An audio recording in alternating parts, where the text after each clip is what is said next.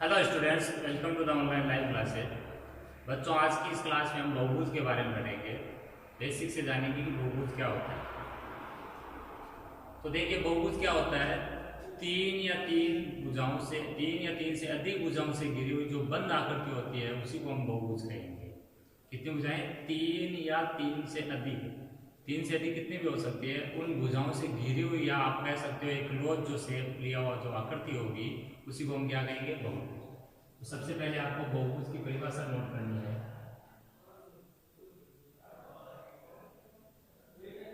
तीन या तीन से अधिक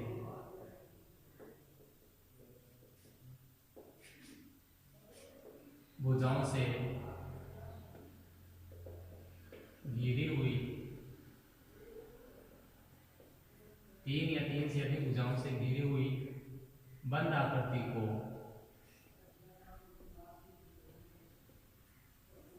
बहुभुज कहते हैं।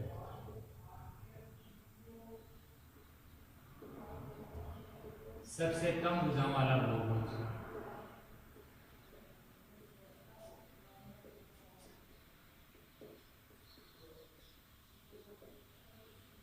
त्रिभुज होता है।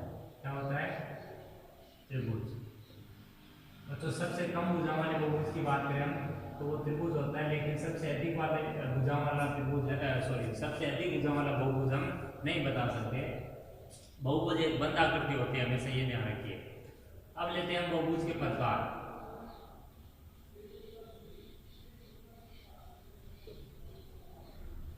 तो देखिए, बहुभुज के आपके दो प्रकार होते हैं, यानी बहुभुज दो प्रकार का होता है। एक होता है समबहुभुज और एक होता है विषम बहुभुज।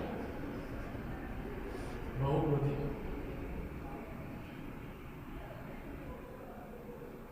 दो प्रकार के होते हैं।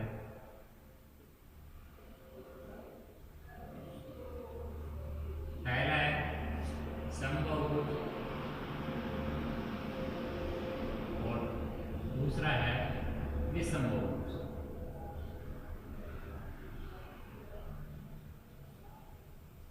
अब देखिए, एक नंबर जो ये समबहुभुज है, इसको हम परिभाषित करते हैं कि समबहुभुज क्या चीज है। सम यानी समान, बहुभुज बहु यानी एक से अधिक आपके भुजाएं। तो यानी आपके जो बहुभुज है आपका, वो कम से कम भुजाएं लेगा तो उसमें तीन होगी।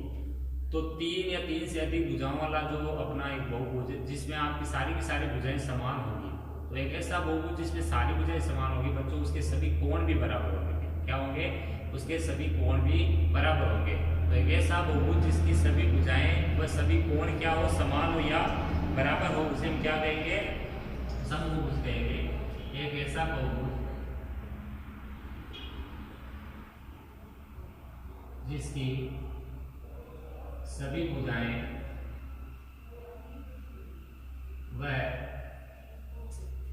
प्रत्येक कोण, कोण का मतलब यहाँ पर अंतःकोण, क्योंकि कोण हमारा अंतःकोण भी होता है, बाह्य कोण भी होता है। तो यहाँ हम कोण बहुभुज के लिए जो बात करें वो अंतःकोण की बात करें। तो एक ऐसा बहुभुज जिसकी सभी भुजाएं व प्रत्येक अंतःकोण, अंतःकोण हमेशा जो भुजाएं हैं उसके यानी आपके जो बहुभुज होगा उसके अंदर ही बनेगा, और जो बहिष्कोण होगा वो त्रिभुज के उसे बहुभुज के बाहर बनेगा। तो एक ऐसा बहुभुज जिसकी सभी भुजाएं व प्रत्येक अंतःकोण समान हो उसे समबहुभुज कहते हैं। उसे क्या कहेंगे हम? समबहुभुज। समबहुभुज के बच्चों जो एग्जाम्पल है आपके, वो है आपका, यानी एक ऐसा बहुभुज जिसकी सभी भुजाएं समान है, तो वो आपका एक समबाहु त्रिभुज भी है, क्योंकि समबाहु त्रिभुज भी एक आपका बहुभुज होता है। और कौन सा बहुभुज होता है? वो समबहुभुज होता है। इसी प्रकार द्वारक जिसकी चारों भुजाएं, चारों कोण समान है।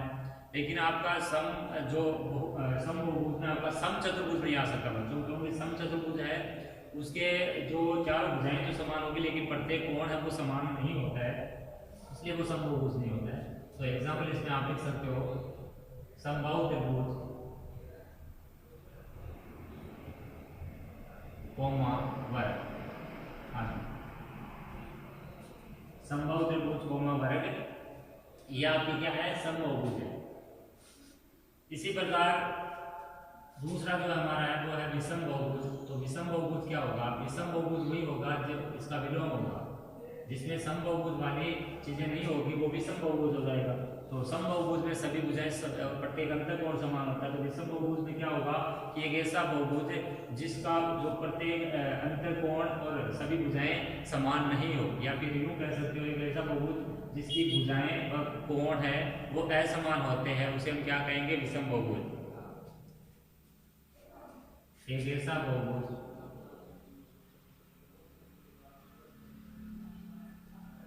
जिसकी प्रत्येक भुजा व प्रत्येक अंतःकोण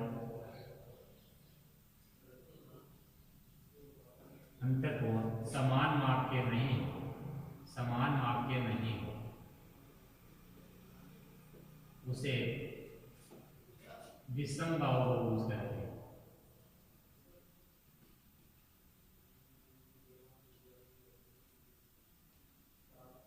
अब इसके दो एग्जाम्पल आपके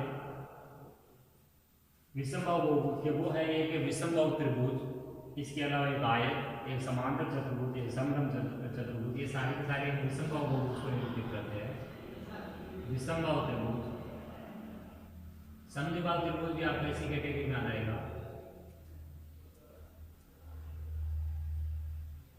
समलंब चतुर्भुज,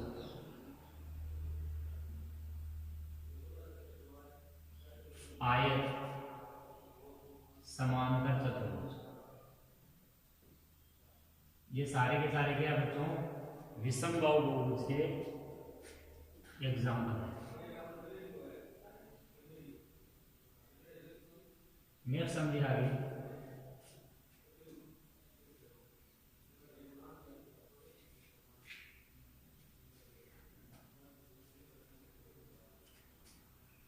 अगला आपका उत्तल बहुभुज और अवतल बहुभुज। बच्चों बहुभुज के टाइप में नेक्स्ट हमारा जो समबहुभुज और विषमबहुभुज होते हैं।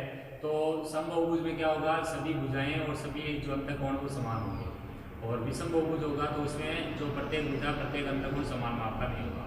तो इसी आधार पर हम समबहुभुज को और विषमबहुभुज को और अन्य जो प्रकारों में बांट सकते हैं वो है हमारा उत्तल बहुभुज और अवतल बहुभुज।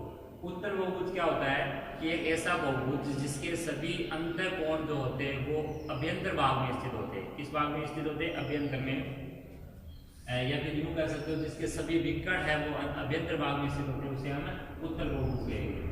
तो एक ऐसा बहुभुज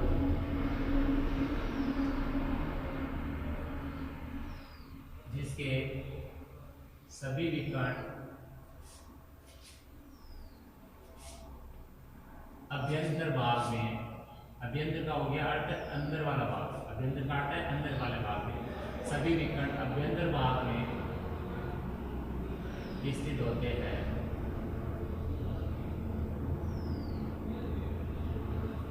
उसे उत्तल बहुभुज है। कौन सा बहुभुज कहेंगे, उत्तल बहुभुज। जैसे चतुर्भुज, ये आपका एक चतुर्भुज है बच्चों। इस चतुर्भुज में जो विकर्ण होंगे आपके, ये विकर्ण कहाँ स्थित होंगे, ये विकर्ण अंदर ही स्थित होंगे। तो ये आपका क्या है, उत्तल बहुभुज है। कौन सा बहुभुज है, उत्तल बहुभुज है। इसी प्रकार हम अन्य आकृतियां भी इसमें बना सकते हैं उत्तल बहुभुज के लिए, तो इसको भी समझिएगा।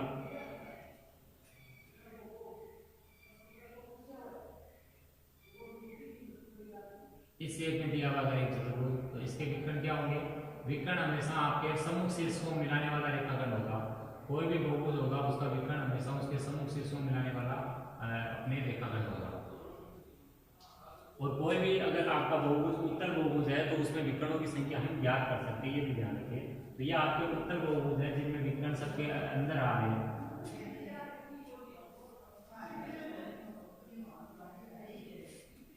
नेक्स्ट देखिए, इस बहुभुज में अगर हमें विकर्ण खींचना है तो हम किस टाइप से खींचेंगे। तो देखिए इसमें विकर्ण खींचने के लिए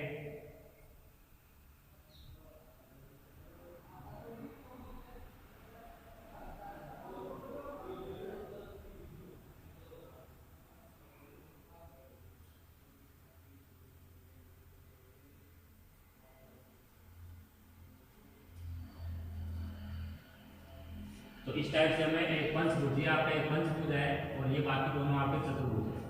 इसमें 4 भुजाएं, इसमें भी 4 भुजाएं हैं, तो ये चतुर्भुज के प्रकार है। और इन चतुर्भुजों में कितने विकर्ण आए? टोटल 2 विकर्ण आए। और विकर्ण कहाँ पर आए? देखा इसमें बहुभुज के अंदर स्थित है, इसलिए ये आपके उत्तर बहुभुज है। इसी प्रकार ये पंचभुज है, तो पंचभुज में भी आपके जो विकर्ण है बच्चों वो अंदर ही स्थित है, कोई भी विकर्ण है वो बाहर नहीं चला गया इन रेखाखंडों से, इसलिए ये भी क्या है आपका एक उत्तर बहुभुज है।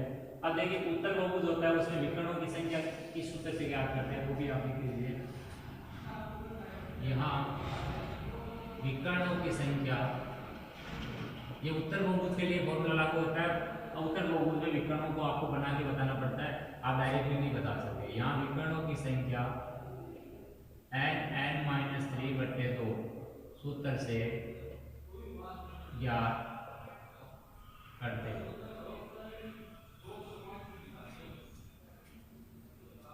यहाँ विकर्णों की संख्या जो है वो n-3/2 सूत्र से ज्ञात करते हैं, जहाँ n बराबर बहुभुज में भुजाओं की संख्या, किसकी संख्या? भुजाओं की संख्या। तो देखिए यहाँ पर अगर इस चतुर्भुज में हमें भुजाओं की संख्या हमें पता है 4 है, तो यहाँ पर विकर्णों की संख्या 4 हल करने पर 2 आएगी। ये भी एक चतुर्भुज है, तो इसमें भी विकर्णों की संख्या कितनी आएगी? 4 हल करने पर 2। लेकिन ये पंचभुज है, तो पंचभुज में आपके भुजाएं होगी 5, तो यहाँ n की जगह 5 रखेंगे, तो हल करेंगे तो भुजाएं कितनी, विकर्ण कितने आएंगे? 5। और वो आप देख भी पा रहे हो कि ये एक विकर्ण हो गया, ये दूसरा हो गया, ये तीसरा हो गया था, और ये आपके चौथा, और ये 5 विकर्ण टोटल यहाँ पर चित्र में नजर आ रहे हैं। तो ये है आपके उत्तर बहुभुज, जिसके सभी विकर्ण कहाँ होंगे? अभ्यंतर भाग में होंगे। नेक्स्ट होता है आपका उत्तर बहुभुज।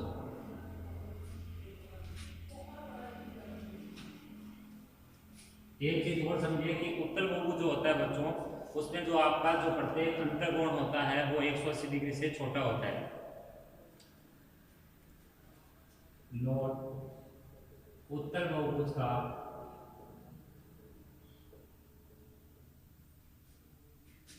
अंतर्कोण 180 डिग्री से छोटा होता है। कितना होता है? 180 डिग्री से छोटा। उत्तर बहुभुज में हमेशा जो अंतर्कोण होगा वो 180 डिग्री से आपका क्या होगा? छोटा होगा। सेकंड आपका उत्तर बहुभुज।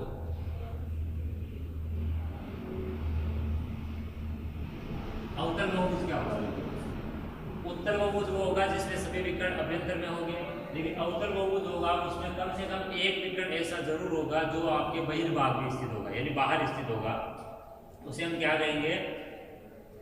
उत्तर बहुभुज। एक ऐसा चतुर्भुज या एक ऐसा बहुभुज जिसमें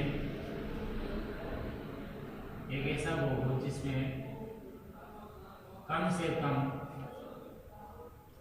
एक विकर्ण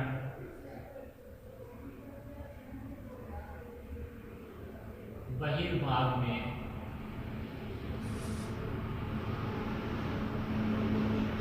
स्थित होता है, उसे उत्तर बहुभुज है। उसे क्या कहेंगे आप? उत्तर बहुभुज। एक ऐसा बहुभुज जिसमें कम से कम एक विकर्ण बहिर्भाग में स्थित हो, सारे नहीं, सारों की बात नहीं हो रही, कम से कम एक विकर्ण भी अगर बहिर्भाग में स्थित है तो उसे हम क्या कहेंगे बच्चों? उसे हम उत्तर बहुभुज कहेंगे। क्या कहेंगे? उत्तर बहुभुज।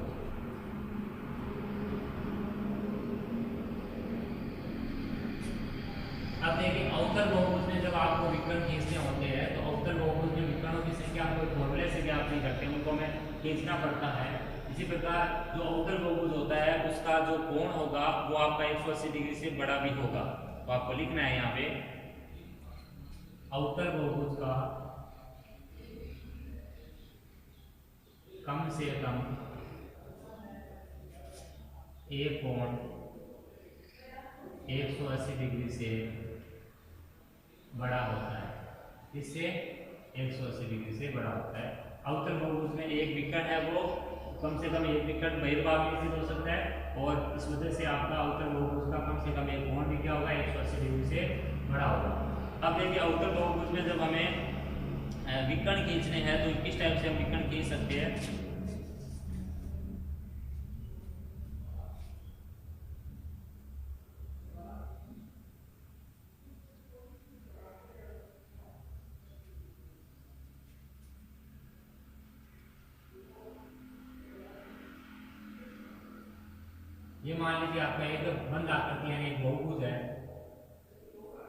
और ये जो बहुभुज है बच्चों, इसमें हम विकर्ण की संख्या नहीं बता सकते, क्योंकि इसमें अगर हमें विकर्ण खींचने पर एक भी विकर्ण बाहर नजर आएगा तो वो हमारा अवतल बहुभुज होगा। और अवतल बहुभुज में सूत्र से हम विकर्ण की संख्या नहीं ज्ञात कर सकते। तो इसमें देखिए विकर्ण कैसे खींचना होता है। कोई भी जो बहुभुज होता है आपका, चाहे उत्तल हो अवतल हो, आपको एक नियम बनाना है कि उसका जो विकर्ण खींचेंगे हम, तो विकर्ण कैसे खींचेंगे। विकर्ण खींचने के लिए हम क्या कर लेते हैं, इसके शीर्ष लिख देते हैं ए बी सी डी ई।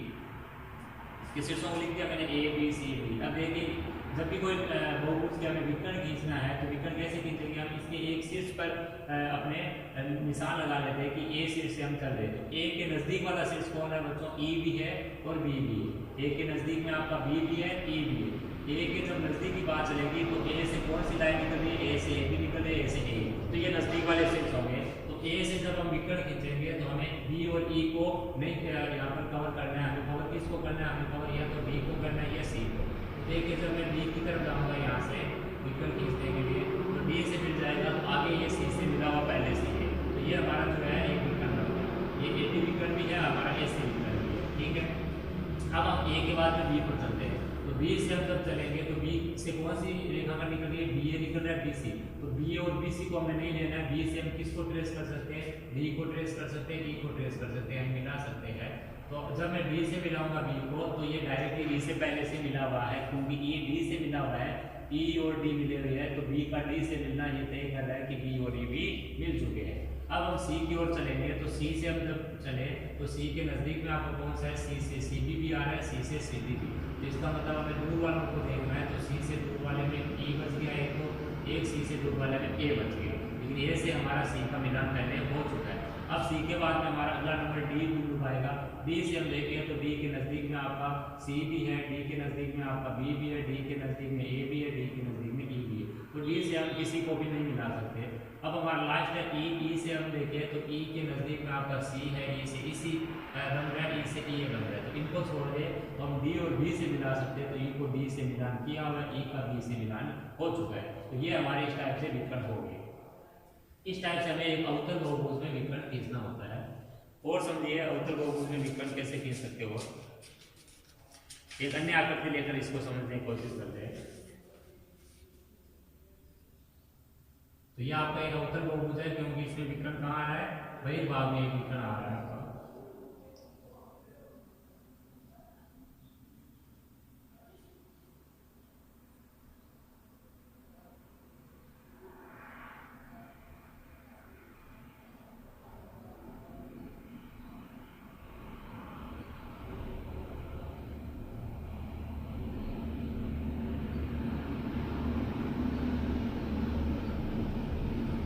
इस आकृति में देखिए विकर्ण कैसे खींचेगा। इसको कर नंबर लगा लेते हैं ए बी सी डी।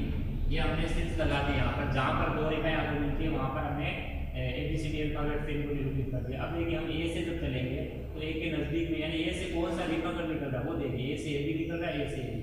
तो ए से बी और बी को छोड़ दो आप, कौन बच गया सी। ए से आप सी को डॉट डॉट करके मिला कर दो। ये ए सी आपका इसका क्या बन गया, इस आकृति में बहुभुज में एक विकर्ण बन गया।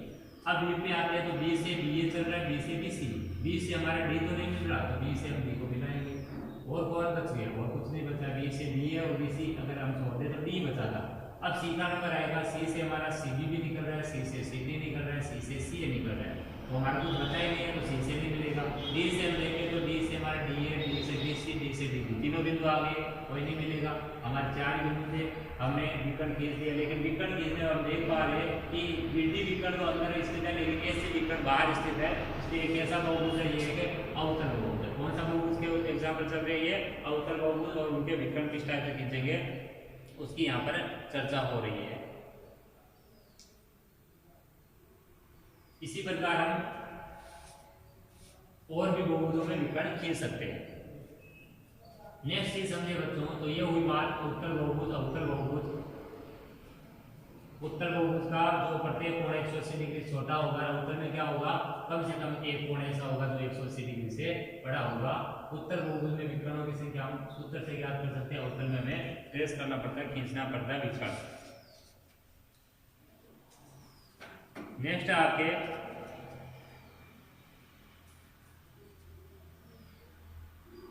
समकोणिक बहुभुज। जैसे समबहुभुज होता है वैसे ही समकोणिक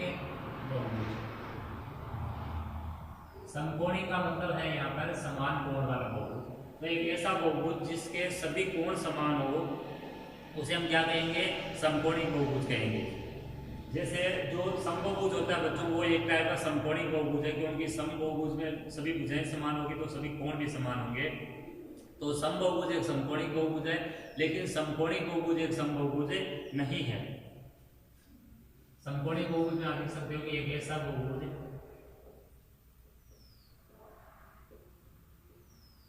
एक ऐसा बहुभुज जिसके सभी कोण समान माप के हो। क्या हो, समान माप के हो। एक ऐसा बहुभुज जिसके सभी कोण समान माप के हो समकोणी बहुभुज कहलाता है। कौन सा बहुभुज कहलाता है, समकोणी बहुभुज। समकोणी बहुभुज के एग्जाम्पल जो है आपके, वो है आयत। आयत एक समकोणी बहुभुज है, सब बहुभुज नहीं है क्योंकि उसमें कोण समान है, सारे के सारे भुजाएं समान ही है। इसी प्रकार वर्ग में कोण भी समान, भुजाएं भी समान है। इसी प्रकार आपका समबाहु त्रिभुज जिसमें भुजाएं भी समान है, सभी कोण भी समान है। तो ये आपके समकोणी बहुभुज के एग्जाम्पल है। तो जो समकोणी बहुभुज होता है वो, यानी आपका समकोणी बहुभुज है वो एक ऐसा बहुभुज होगा जिसके सभी कोण समान होंगे। एक समबहुभुज है वो एक समकोणी बहुभुज होता है, लेकिन समकोणी बहुभुज समबहुभुज नहीं होता है। नोट करके आपको इस चीज को याद रखना है कि एक समबहुभुज सदैव समकोणी बहुभुज होता है। क्यों होता है, क्योंकि समबहुभुज में सभी भुजाएं समान होती है तो सभी कोण ऑटोमेटिक समान होते हैं। समबहुभुज सदैव समकोणी बहुभुज होता है, लेकिन समकोणी बहुभुज कभी भी समकोणी बहुभुज का समबहुभुज होना आवश्यक नहीं है, आवश्यक नहीं। समकोणी बहुभुज हो गया, एग्जाम्पल हो गए समकोणी बहुभुज के। अब हम बात करते हैं बच्चों कि जो आपका बहुभुज है उसके सभी अंतःकोण, उसका प्रत्येक अंतःकोण सभी बहिष्कोण प्रत्येक बहिष्कोण के लिए सूत्र है। एक नंबर आपका एक n भुजाओं वाले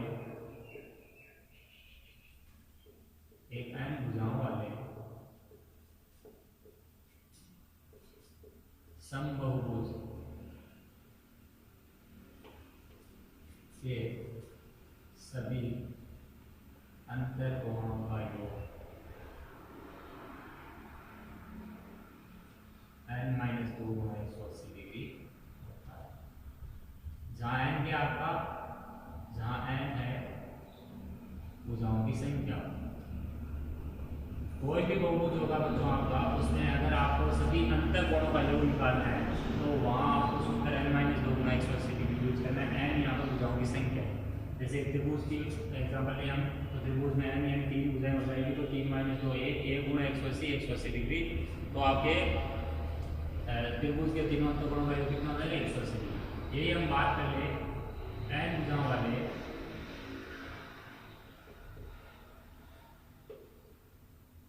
समबहुभुज के प्रत्येक अंतःकोण का मान।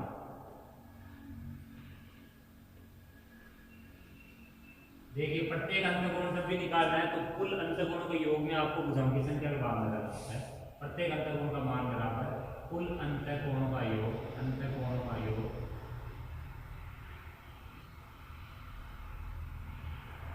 बट्टा प्रत्येक बट्टा भुजाओं की संख्या। प्रत्येक में सूत्र में क्या रखना है, भुजाओं की संख्या।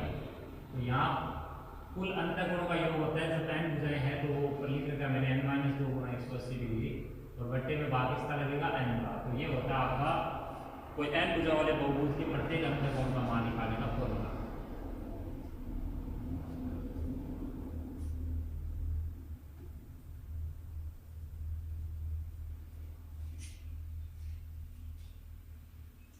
नेक्स्ट आपके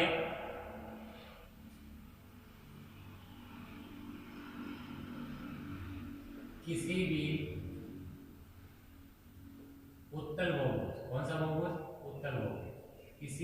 उत्तर बहुभुज के, ये कहानी उत्तर बहुभुज में केवल उत्तर में नहीं होगा, ध्यान रखिए कि यहाँ पर जो आपके सभी जो बहिष्कोणों का योग 360 डिग्री होता है वो कौन से बहुभुज के लिए, उत्तर बहुभुज। किसी भी उत्तर बहुभुज के सभी बहिष्कोणों का योग, बहिष्कोण का योग कितना होगा, 360 डिग्री। यही अगर हम बात करें कि प्रत्येक बहिष्कोण का मान, तो यहाँ पर n भुजा वाले प्रत्येक जो बहिष्कोण का जो मान होगा वो कितना हो जाएगा, n का भाग लग जाएगा। एक समबहुभुज में, समबहुभुज में n भुजाएं